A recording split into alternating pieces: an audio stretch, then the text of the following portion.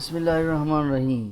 آج کا لیسن ہے class 9 physics chapter 3 dynamics solved ایسیلو بیس کویسچنس کے بارے میں۔ آج ہم چند ایسیلو بیس کویسچن کو ڈسکس کریں گے اور آپ کو آئیڈیا ہو جائے گا کہ کس طرح کے ایسیلو بیس کویسچن چیپٹر 3 سے آ سکتے ہیں۔ لیکن یاد رکھیں کہ یہ صرف واحد ایسیلو بیس کویسچن یہ فیو نہیں ہیں، بلکہ ہمارے پاس اور بھی ایسیلو بیس کویسچن اس کے ہو سکتے ہیں اور ایگزام میں مختلف قسم کے آ سکتے ہیں۔ آپ نے اس کے لیے بک کو اور بھی اسٹڈی کرنا ہے اور آپ کو کلاس میں بھی ایسیلو بیس کے بارے میں مزید پریکٹس کرائی جائے گی۔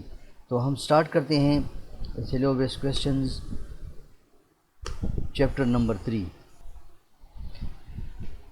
اوکے، پہلا سوال جو ایکسپیکٹڈ کویسچن ہے وہ سمپل سا سوال ہے کہ what is Newton first law of motion explain with example. تو آپ نے نیوٹن فرسٹ لا کو ڈسکرائب کرنا ہے سمپل ورڈز میں، کیونکہ ایسیلو بیس کویسچن میں ای شیٹس ہوتے ہیں اور ان میں اتنی جگہ نہیں ہوتی، لیکن پھر بھی آپ نے اس جگہ کو بھرنی ہے اور آپ نے پہلے اس کا ہیڈنگ دینا ہے اور پھر اس کے بعد کہ آپ نے نیوٹن لا کو مختصر سا بیان کرنا ہے کہ نیوٹن لا کیا کہتا ہے کہ a body in motion will remain in motion forever and a body in at rest will remain at rest forever if until unless acted upon by some external forces۔ تو یہ Newton first law ہے۔ یہاں دیکھ سکتے ہیں کہ یہ table جو ہے یہ بک پر پڑی ہوئی ہے اور یہ ہمیشہ پڑی رہے گی جب تک اس کو کوئی اٹھا نہ لے۔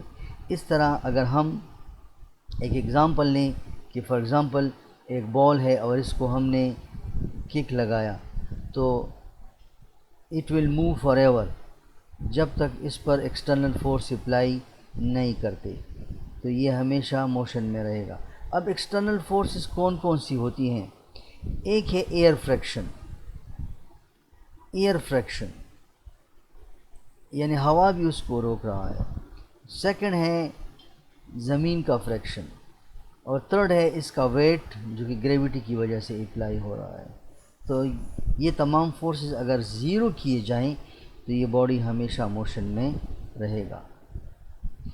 دا نیکسٹ کویسچن از کہ نیوٹن فرسٹ لا اور انرشیا کا آپس میں کیا تعلق ہے؟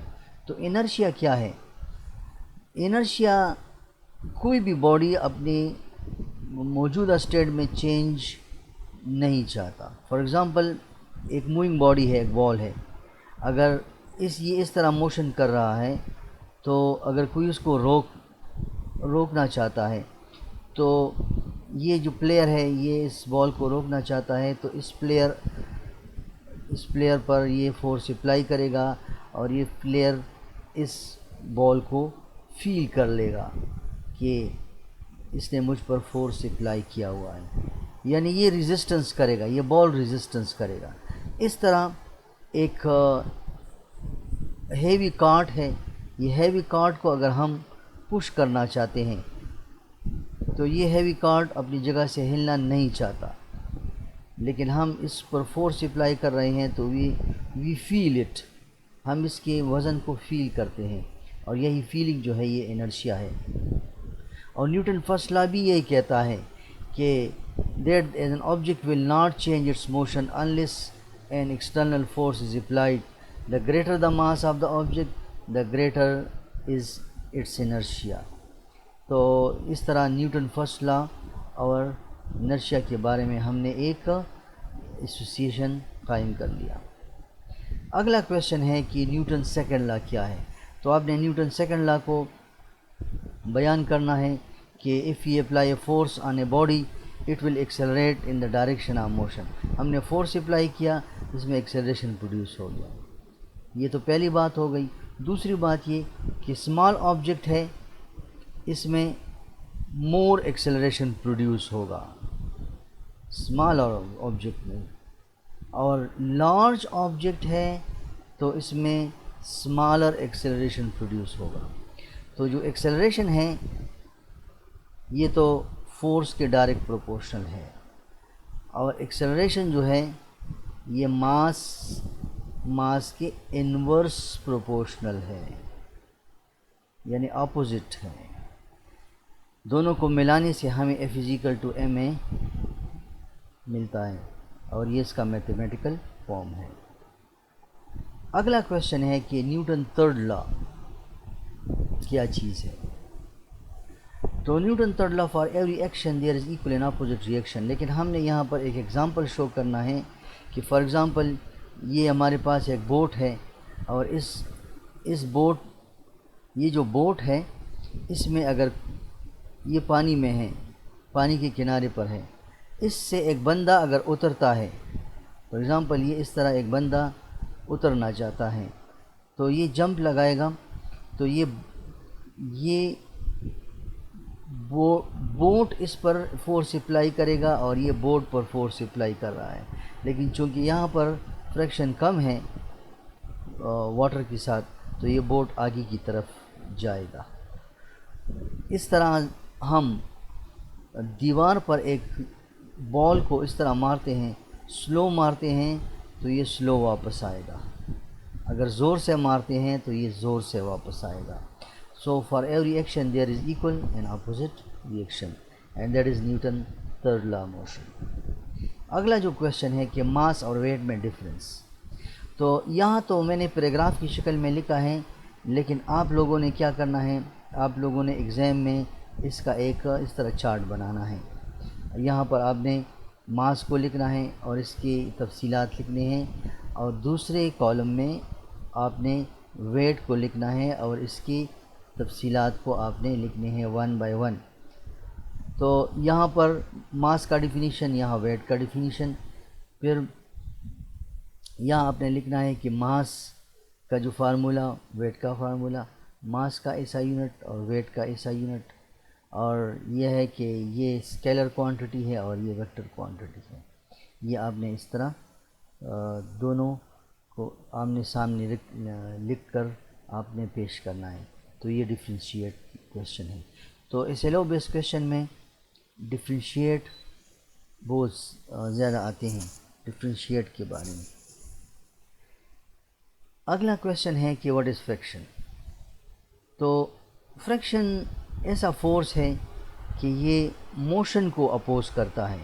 فار ایگزامپل یہ ایک بال ہے، یہ کسی نے اس پر کک لگا کر یہ جا رہا ہے، یہ ہم دیکھتے ہیں کہ تھوڑی دیر بعد یہ رک جاتا ہے، کیونکہ اس پر یہ ارتھ کا جو سرفیس ہے یہ فریکشن اپلائی کر رہا ہے اپوزنگ، اور ایئر بیس پر فریکشن اپوزنگ فورس اپلائی کر رہا ہے۔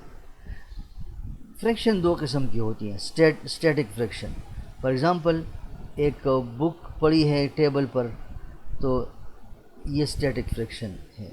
فار ایگزامپل اگر ٹیبل کو ہم اس طرح ٹیڑھا کر لیں تب بھی یہ نہیں گرتا، کیونکہ اس ٹیبل کی سرفیس نے اس کو روکے رکھا ہے، لیکن ایک خاص وقت تک یہ ٹھہرے گا، اور جب مزید اس کو ٹیڑھا کریں گے تو یہ سلٹ کر جائے گا، تو یہ اسٹیٹک فریکشن ہے۔ لیکن اگر یہ موونگ باڈی ہے، کوئی چیز موشن میں ہے، تو اس کا فریکشن ڈائنامک فریکشن کہلائے گا۔ اگلا کویشچن ہے کہ what are the factors that affect the force of friction between two surfaces؟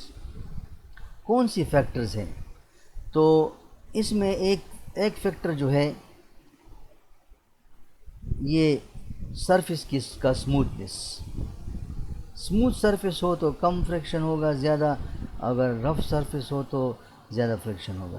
دوسرا ہے نارمل ریئیکشن، فار ایگزامپل یہ باڈی ہے، اس کا ویٹ نیچے عمل کر رہا ہے، اور according to Newton third law اس پر ایک اپوزٹ فورس اپلائی ہو رہا ہے، اور یہ نارمل ریئیکشن کہلاتا ہے۔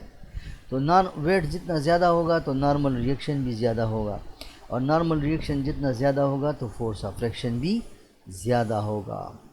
تو یہ دو چیزیں ہیں، ایک ہے اسموتھنس اور ایک ہے نارمل ریئیکشن۔ اگلا کویشچن ہے کہ مومنٹم کیا چیز ہے؟ تو اصل میں quantity of motion in a body, یعنی یہ ماس ہے، اس میں اس طرح ویلاسٹی پیدا ہو گئی ہے کسی فورس کی زیر اثر، فورس اس پر اپلائی ہوا تو اس میں تو ماس میں ویلاسٹی پروڈیوس ہو گئی، تو P = mv اس کا فارمولا ہے، اور ماس ملٹیپلائی ویلاسٹی یہ ہے مومنٹم۔ یہ کلو گرام میں ناپا جاتا ہے اور یہ میٹر پر سیکنڈ، تو kilogram into metre per second is the SI unit of momentum. یہ ایک شارٹ سا SLO ہے، SLO بیس کویشچن ہے، اور یہ ایگزام میں اکثر آتا ہے۔ اگلا کویشچن ہے کہ law of conservation of momentum کیا ہے؟ Law of conservation of momentum کا مطلب ہے کہ momentum remains always constant in isolated system. Isolated system کا مطلب ہے کوئی ایسا سسٹم جس پر ایکسٹرنل فورس اپلائی نہ ہو۔ تو فار ایگزامپل یہ دو بال اس طرح جا رہے ہیں، ایک سلو جا رہا ہے، ایک یہ سلو جا رہا ہے اور یہ تیز جا رہا ہے۔ تھوڑی دیر بعد یہ دونوں ٹکرا جائیں گی، ٹکرانے کے بعد جو سلو بال ہے وہ تیز ہو جائے گا اور جو تیز بال ہے وہ سلو ہو جائے گا۔ تو یہاں پر بیفور کولیجن مومنٹم ہو گیا P1، یہ ہمیشہ برابر ہوگا آفٹر کولیجن مومنٹم P2۔ لیکن اگر کوئی ایکسٹرنل فورس اس پر اپلائی نہ ہو، یعنی ایئر فریکشن یا سرفیس فریکشن اپلائی نہ ہو، تو انیشیل مومنٹم ہمیشہ برابر ہوتا ہے فائنل مومنٹم کے۔ تو یہ بھی بہت امپورٹنٹ کویشچن ہے۔ تو یہ چند سوالات تھے چیپٹر 3 کے بارے میں۔ جس طرح میں نے آپ کو بتا دیا کہ صرف یہی سوالات نہیں ہیں، بلکہ اور بھی آپ نے بک سے دیکھنے ہیں سوالات، اور ہم آپ کو اور بھی گائیڈ لائن دیں گے، کلاسز میں آپ کو گائیڈ لائن دیں گے کہ مزید کون سے ایکسپیکٹڈ کویشچنز ہو سکتے ہیں۔ تو انشاءاللہ چیپٹر 4 میں ہم ملیں گے، اور اگلی ویڈیو تک اللہ حافظ۔